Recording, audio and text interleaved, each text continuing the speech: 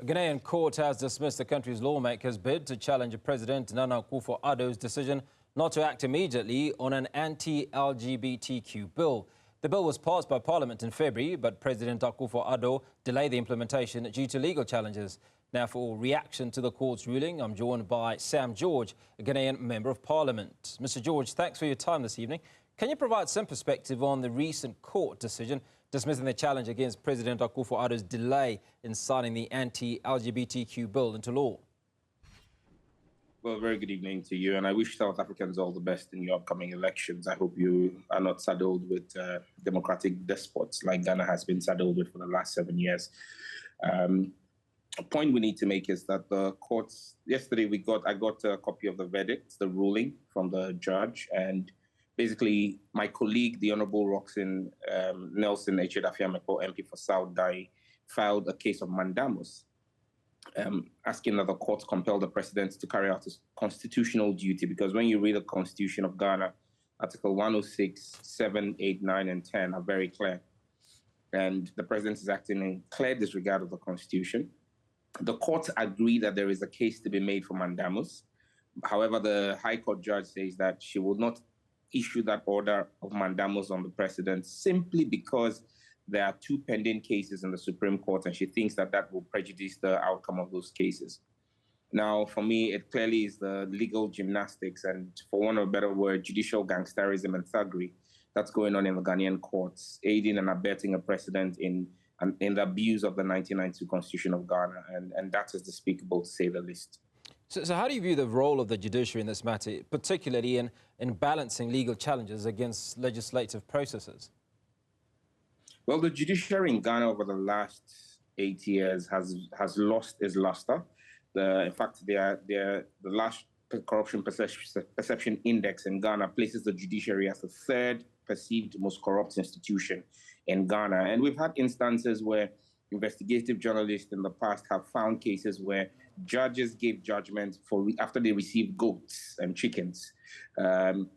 They gave judgments in favor of people who gave them goats and chickens. I mean, that's how low the judiciary has sunk in. The judiciary in Ghana is today looking like an appendage of an overbearing executive. And that, for me, is a problem, because the judiciary ought to be the last bastion of hope in a democracy for the people of any republic. When you have an overbearing executive or a lackluster parliament, you expect the judiciary to step in and act as a bastion of hope of the democracy. But that can't be said of Ghana's judiciary today. Our judiciary is in tatters. Now, the passing of the anti-LGBTQ bill by Parliament has generated significant domestic and international attention. What factors have influenced the stance of lawmakers and public opinion on this issue? Sorry, I didn't get the question. So what factors have influenced the stance of public lawmakers and certainly the public, right, in coming up with their position on this issue? Ghana is a conservative country. Our cultures and our traditions are something that we hold well and very dear to our hearts. It is at the heart of our identity. And it's akin to asking a South African to forget about apartheid. If you ask us to forget about our culture, it's impossible. And our culture abhors and frowns on homosexuality. We have been very accommodating of fringe elements in our society that practice the act. But once they begin to ask for mainstreaming and ask for recognition of their rights and recognition of their perversion as a right, which is in clear contravention of our culture, then we'll have to pass legislation. As a member of parliament who led the bill, I represent a constituency. I've got 2 traditional areas, and my chiefs and people have spoken loud and clear on the matter and made the point that it's not something they support and they want. And that's how come 275 members of parliament in Ghana, it was a unanimous vote of parliament, not even one dissenting vote, when the bill was called for the 3rd time and read. Because this is the position of the people of Ghana. And we expect the rest of the world to respect Ghana and respect what is right, what we think is right. We're a sovereign nation that has its own sovereign parliament that passes laws based on the wills and wishes of our people. And that's just what we've done. So let's talk about some of the members of the LGBTQ plus community that might also be members of your constituency. How are they treated? What is the reaction post the passing of this bill? Do they have to hide? Do they have to disguise what they feel is their right to choose whether or not to be members of the LGBT community? Well, Hugo, I'm not a spokesperson for persons who practice perversion, so I'm not in a position to answer that question. But I believe that anybody who's carrying out any criminal activity must hide from the law once a law has been passed. You know, we recently passed an anti-vigilantism act in Ghana that prohibited the use of private security elements by political parties in elections, because most of those people were used to foment violence during political elections. Anybody who was a land guard and used to exercise a franchise or sell their fiscal strength to political parties right now runs away from doing that, because they know that there's a jail sentence that the Parliament of Ghana has attached for vigilantism.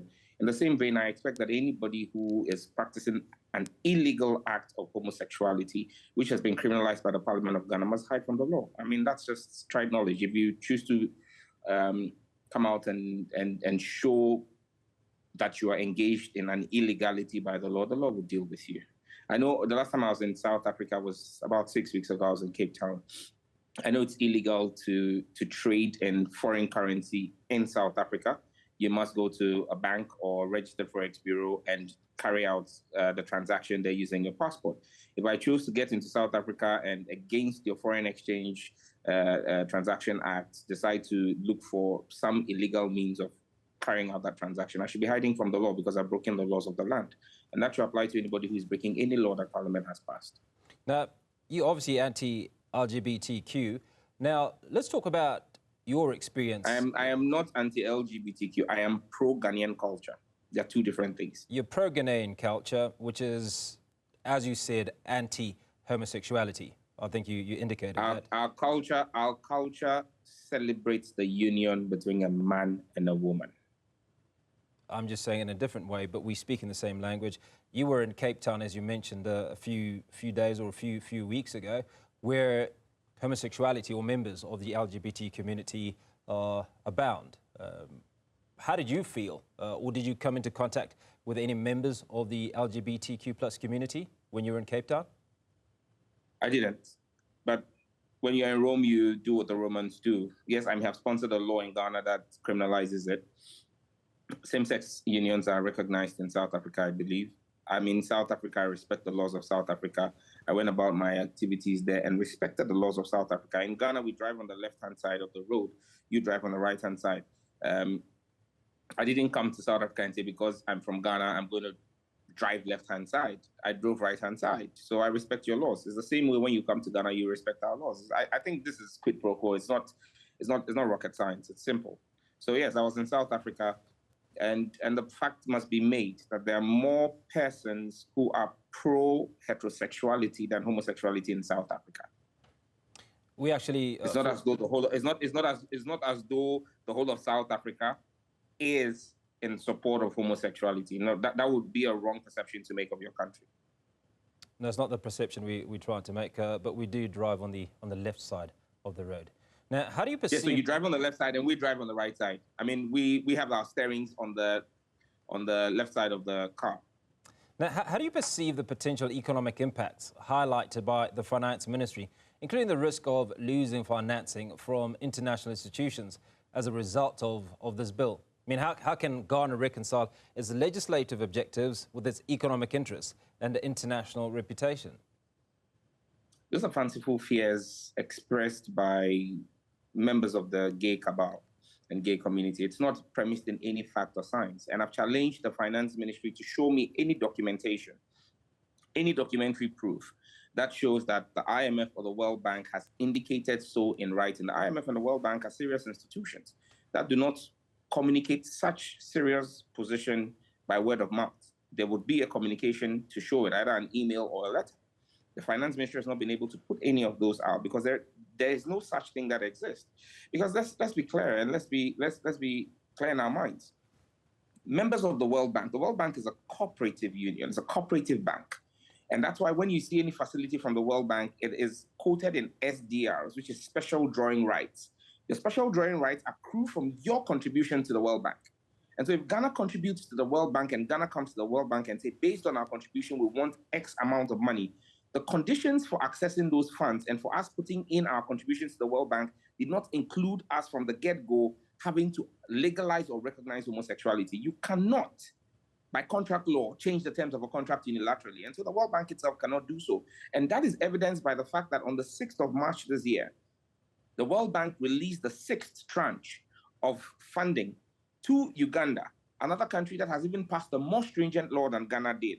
They released $120 million as part of the Ugandan World Bank project.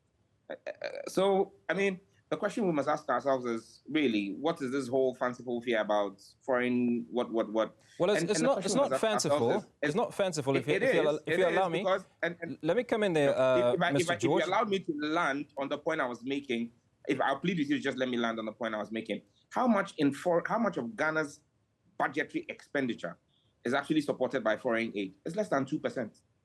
It's actually less than 2%. And for me, what we lose to corruption in government is in excess of whatever we've gone to the IMF to ask for. So I actually have absolutely no fears. If the government wouldn't be less corrupt, even half corrupt. I serve on the Public Accounts Committee of Ghana's Parliament. We have the oversight of looking at the Auditor General's report on the financial year in our government. In 2022, the amount of graft, theft, misappropriation of government money in Ghana's parliament, in Ghana's government system, came to an excess of equivalent of $3 billion. $3 billion. Ghana is at the IMF for $1.5 billion over a 3-year period, meaning 500 million every year is what we really need. So are you from the IMF? So are you saying culturally you're more against homosexual practices than you are the act of corruption?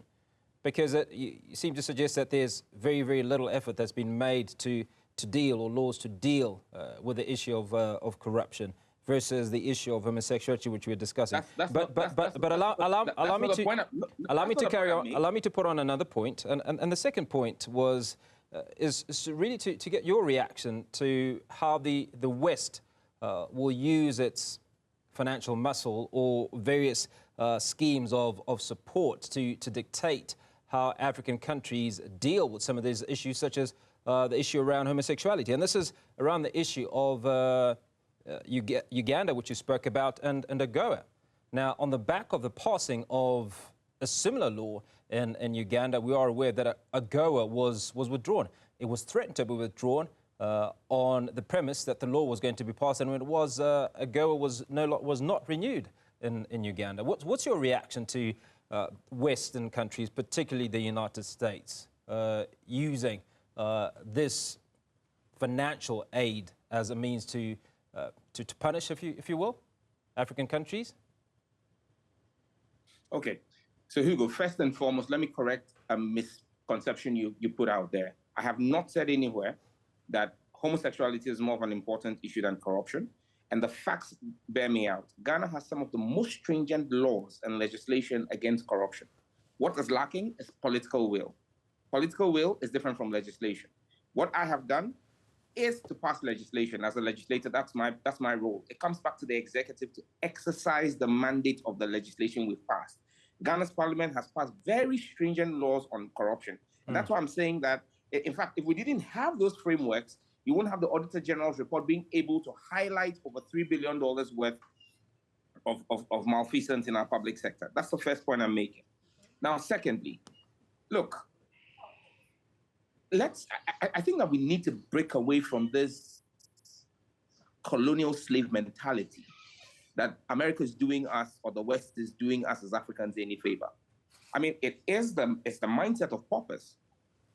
And I have said, and I repeatedly say, that America works in Ghana to make profits. They don't give us charity.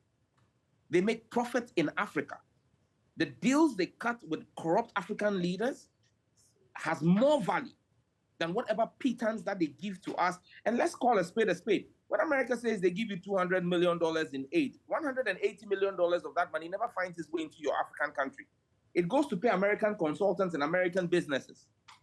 less than 10% of that money actually finds itself on the African continent. So what aid are they really giving to us? It's because we have leaders with paupers mindsets. And unfortunately, the media is going along with that to regurgitate that warped logic that they sell to us. Because all the natural resources that are used to produce the things in their industries come from our African continent. And I asked the question when I was in Cape Town. You have an arms manufacturer called De Bell, or something, either De Bell or De Mel. That's a South African arms manufacturer. Why is the rest of Africa not buying our arms from you and we are busy chasing Glock, which is an American company, or going to the Czech Republic, or going to buy Beretta from Italy? Why are we not building our own capacities? Why are we buying and importing wine from France when we have the vineyards in the Franschhoek region of Cape Town? Until Africa begins to exert herself and our leaders become more people-centered and less corrupt, you have the slave master mentality of the West still looking at us as a producer of raw material. And you'll have pliant people in the media regurgitate that construct that makes it look like without them we can't survive. Who says without them we can't survive? And who says if America and the West choose to walk away, we can't survive? The World Economic Forum is currently holding, this week, they're holding a summit in Saudi Arabia. Are you aware that the government of Uganda just signed a $278 million facility with the government of Saudi Arabia on the sidelines of the World Economic Forum? To hell with the World Bank. That's what basically the government of Uganda has said. And the terms of the facility from Saudi Arabia are more attractive than the terms from the World Bank. They don't come with any strings attached. They don't come with any headmistress or headmaster's handouts being taught to us to throw away our culture. And so I'm saying this: the moment we begin to get awakened to our real place as an African continent, America will do business on our terms and not on their terms. Because there's several other players in the world, like China, like India, like Brazil, like Russia, like Saudi Arabia, like Qatar, that are looking to have a footprint and do business with Africa in a respectful manner. Well, Mr. George, you raise the issue of certainly some members of the BRICS bloc and obviously the relationship that they're building with African countries. And the question I pose to you is, at what point is Africa going to realize some of the issues that you speak of? At what point is Africa going to start working, African leaders going to start working together? I mean, we've certainly seen quite a bit of that pushback, particularly in Western African countries, whilst the certain leaders that have been bestowed via coups, but there's been a pushback to France in particular and certain other Western nations, and almost a new thinking in that bloc that Africa can determine its own livelihood, if you will. Absolutely. You should see the wonders that are happening in Niger and Burkina Faso and Mali. I am no supporter of coup d'etats. I'm a disciple of democracy. But trust me, the democracy that was being practiced in those countries where their presidents were appendages and puppets of France have come to an end. You have the Malian people, the Ghanaian people, the Nigerian people, the Burkinabes standing up and taking over their own country and kicking the Americans and the French out of their country. And their economies are doing fantastically well. They're doing good. South Africa has its own opportunity with your upcoming elections. You have the opportunity to go beyond the freebies that corrupt politicians will hand out to you and decide that you will vote for people who would actually care about you and work to influence positively the future of your own country. Those are the things you must be looking at. And so it's about the electorate themselves waking up and using the power of democratic elections to kick out corrupt leadership. Not because we think that we belong to one political party or one fraternity, kicking out corrupt leadership and voting in competent hands that have the nation at heart. That is actually the way to go. Okay, that's where we're going to leave this conversation. Sam George, Ghanaian Member of Parliament, speaking to us on a number of issues, including the anti-LGBTQI law and obviously also some financial issues affecting the African continent.